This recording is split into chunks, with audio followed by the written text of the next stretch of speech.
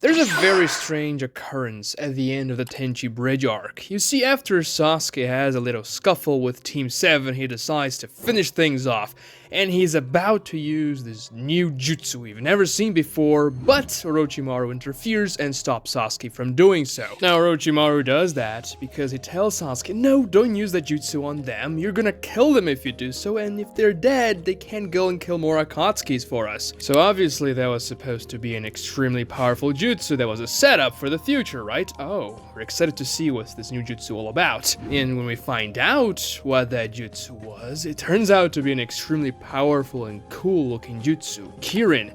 However, there are a few inconsistencies between Kirin's actual use during the fight against Itachi and the setup done in the Tenchi Bridge Arc when Orochimaru stopped Sasuke from using Kirin. First of all, the sky was clear during the encounter against Team Yamato in the Tenchi Bridge Arc, and for Kirin to work, you need storm clouds. They have a lot of lightning, so Sasuke can harness that light and shoot it down as that Kirin creature. That's the whole point of the jutsu. You supercharge the atmosphere with fire style, creating the storm clouds, and then you don't even have to spend chakra to create the lightning style jutsu because you can use the power of nature itself. However, there were absolutely no clouds when Sasuke was fighting against Team Yamato, and he didn't do anything to create those clouds.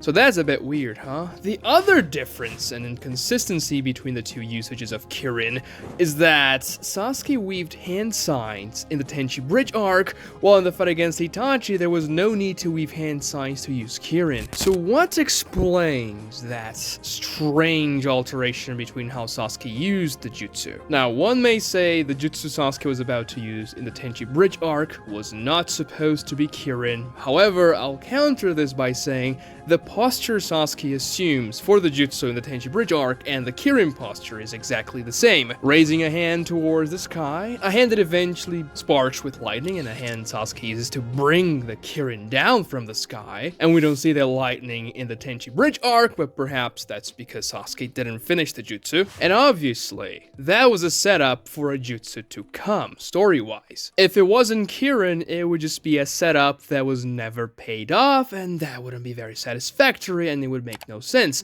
Obviously, the setup for a powerful jutsu like that would be payoff in the set-piece battle for Sasuke's character midway through Naruto Shippuden against Itachi. And because Sasuke assumed the exact same posture for Kirin, this is obviously the payoff for that scene. Like, yeah, I guess you could say Sasuke was gonna use a jutsu that he never ever uses in the entire series there, but that wouldn't make any sense. So let's try and explain the inconsistencies between the two usages, shall we? The first one are the hand signs. Now, we know that several jutsus can be used with or without hand signs. Chidori itself is a very good example of that. Sometimes the characters weave hand signs to use Chidori/Raikiri, and sometimes they just kind of ignite it out of nowhere without requiring hand signs, which I would say is a much more efficient way to use the jutsu because you don't give it away. It's implied that the fewer hand signs you have to use to produce a jutsu, the more powerful and experienced and proficient with the jutsu you are. But we don't know if it takes more chakra for you to use a jutsu without the hand signs. However, this could be a case for Kirin as well. Perhaps Sasuke wasn't as proficient with Kirin back in the Tenchi Bridge Arc, so he had to use hand signs. However, in the fight against Itachi, he had gotten more powerful, he had Orochimaru's body sealed inside of him, so just more raw power in general, maybe even just a better technique for using lightning style or Kirin specifically. After all, he would have had more time to master the jutsu,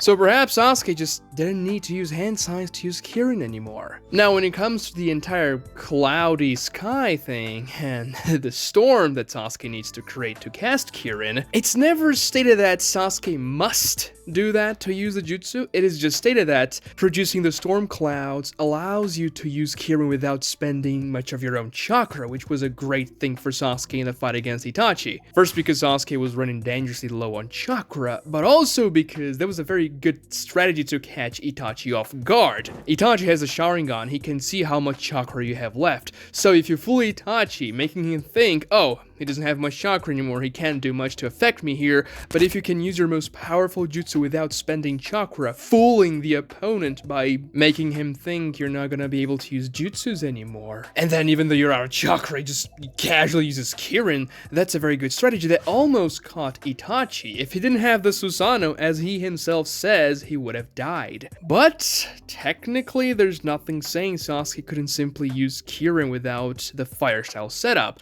He would just have to spend a lot of his chakra to create the lightning around himself and in the sky, and then bring the dragon back to earth. Maybe it wouldn't be as powerful as it was with a fire style prep, but that's the indication we get. Perhaps Sasuke using the hand signs is a requirement for the jutsu when you don't have the fire style setup and you have to create the clouds by yourself with your chakra, and that's why he used hand signs in the Tenchi Bridge Arc and not in the Itachi fight. And let's be real here, do you really think Sasuke wanted to kill Naruto and his entire team there, including Sakura? Because Heavy Sasuke is a character that doesn't really like killing people. The only person he wants to kill is Itachi, and I mean, he kinda kills Orochimaru as well. He thinks he's killing Orochimaru there when he fights against him and absorbs Orochimaru, so he was fine with killing Orochimaru, but it's just because Orochimaru is a despicable person just like Itachi. He doesn't want to kill other people. And yes, he tells Naruto, oh, I can kill you on a whim. I've always found that extremely out of character for Sasuke, because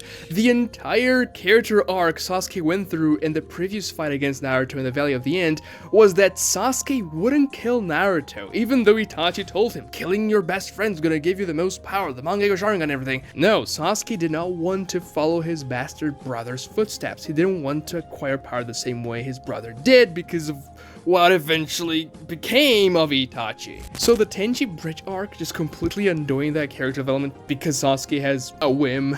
And yeah, let's go ahead and kill Naruto for the sake of tension is stupid. So honestly, I interpret that scene as Sasuke pretending he wants to kill Team 7 so that Orochimaru can go and stop him, and then they can leave because it's dangerous for Naruto and Team 7 to stay around Orochimaru in the hideout and everything because they're powerful. And deep down, Sasuke doesn't want his old team to get hurt. I mean, even in the fight against Killer Bee, after the Itachi reveal and everything, he was thinking about Team 7, remembering them when his new team, Team Taka, was protecting Sasuke all around, and that's why prompted Sasuke to use Amaterasu for the first time with his actual eyes and protect his team. So with that in mind, from an in-universe story perspective, you could say Sasuke never intended to use Kirin in that scene. He just wanted to make sure Orochimaru would see that and realize, oh no, we have to stop that. Sasuke, don't kill them and everything. And even if Kirin wouldn't work with a clear sky, Sasuke could be pretending it would. Before that, in the Tenchi Bridge Arc,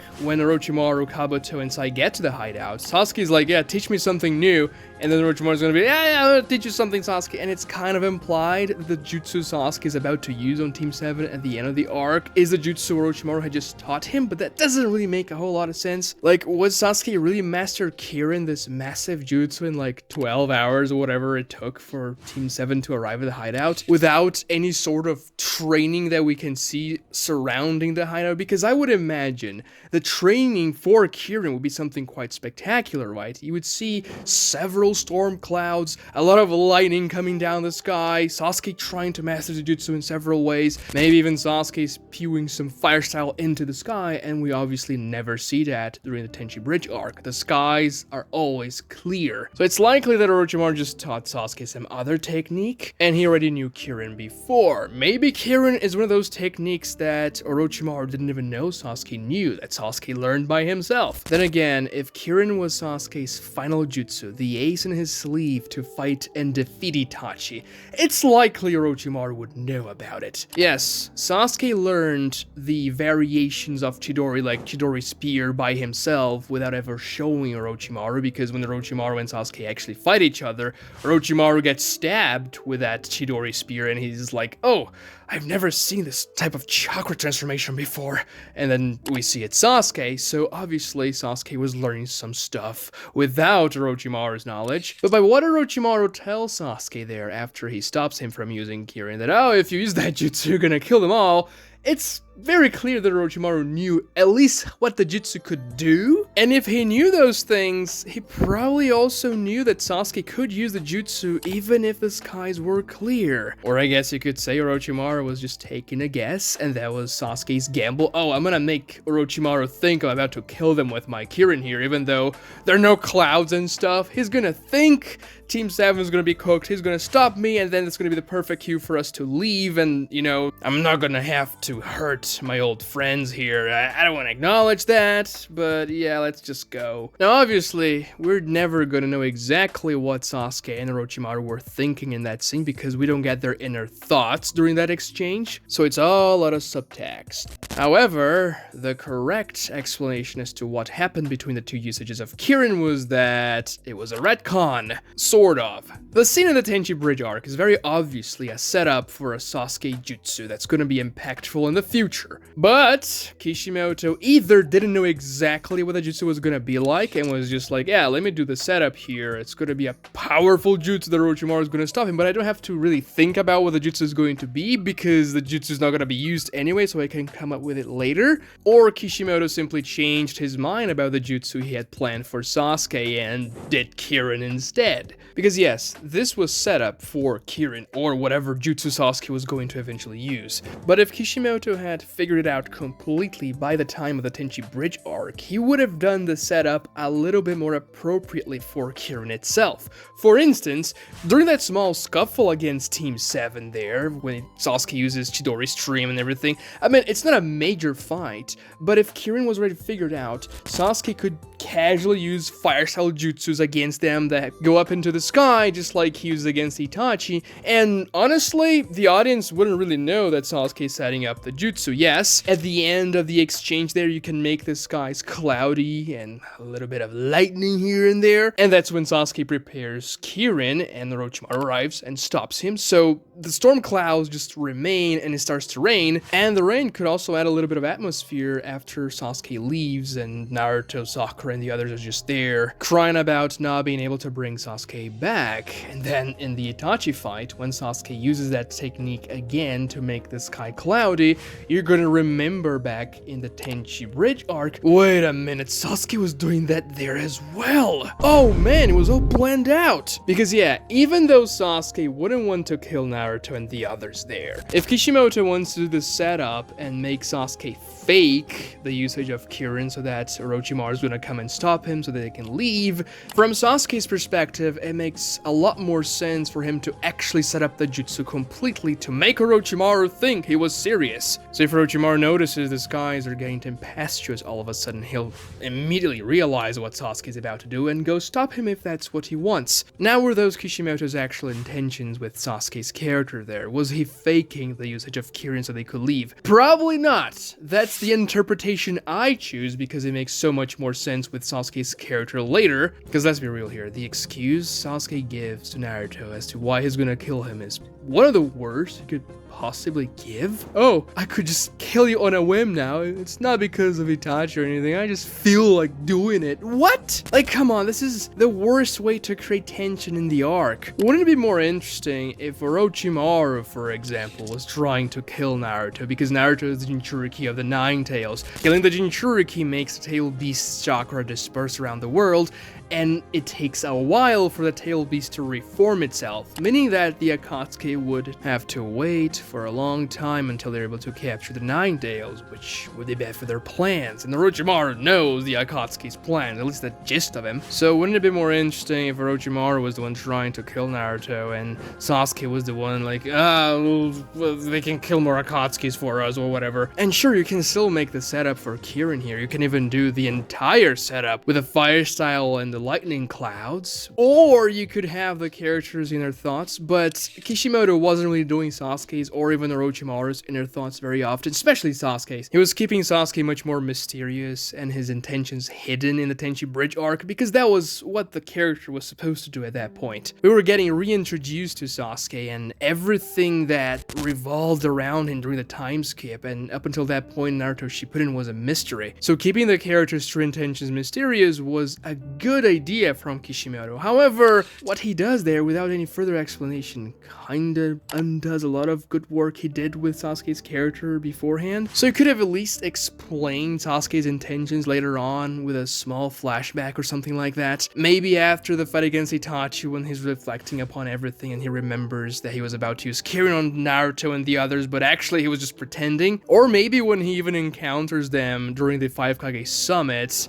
and fights against Sakura, Naruto, and Kakashi's like, ah, damn it, I was just pretending back then, but I should have actually killed you all. Because that's when Sasuke gets completely unhinged and is actually trying to kill his former teammates. But yeah, this is one of those retcons that comes from Kishimoto, making up a lot of the details of the story as he goes, and you can justify those things in universe. I like the combination of the hand seal and clear skies explanation. Oh, you have to use the hand signs in order to produce the jutsu without the fire style setup. It's just unfortunate that Sasuke never uses Kirin again in the manga. Yes, he used it one time in the final battle against Naruto, but that's an anime only scene. And yeah, on the one hand, Kirin only being used once makes it that more special, especially at the time it was used. But never using it again seems like a waste, especially when there are times Sasuke could have definitely used that and it would have been very effective for him. I mean, even in the final battle against Naruto there in the Valley of the End, when they were both very tired, you know, out of chakra after the Indra's arrow, dual Rasen Shuriken clash that exploded everything. Sasuke didn't have a whole lot of chakra there, but he certainly had chakra to fire one fireball at the sky and use a Kirin against Naruto. Like, he has the perfect jutsu for when you're out of chakra, and he doesn't use that at that opportunity, which is kind of a waste. Subscribe to this channel and please ring notifications if you haven't. Those things are very helpful. Also, like the video if you enjoyed it. Watch the video showing up on your screen for more cool Naruto content. Just make a Naruto marathon on my channel. It's gonna be cool. And thank you so much for watching.